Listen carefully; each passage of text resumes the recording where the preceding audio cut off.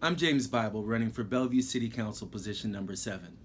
Let's talk a little bit about living wages and what a living wage actually looks like. It's not nearly as simple as $15 per hour. It takes much more analysis than that. In order to actually get a living wage, we have to evaluate how much it actually takes for a human being to feed themselves, clothe themselves, and house themselves. And once you figure out that, that's how we figure out what an actual living wage is. No person that works 30 to 40 hours per week should be in a place where they can't afford the basic necessities of life. In Bellevue, the assumption is that so many people have so much in terms of resources that we don't have these sorts of economic problems. The reality is that we do.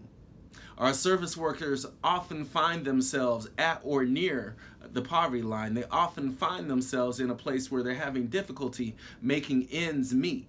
A reality in Bellevue that is often hidden is that many of our best students are at Title I schools. And a Title I school is one where the proportion of kids falls so far below our economic stratas that they end up in a space where they receive either free or reduced lunch. And there are at least 4 of those schools in Bellevue.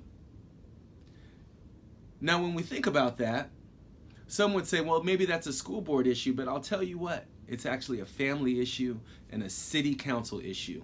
Because if our children are struggling, it's because their parents are struggling as well. And at this stage and at this time, Bellevue needs to make the announcement that we are pushing for a living wage for all.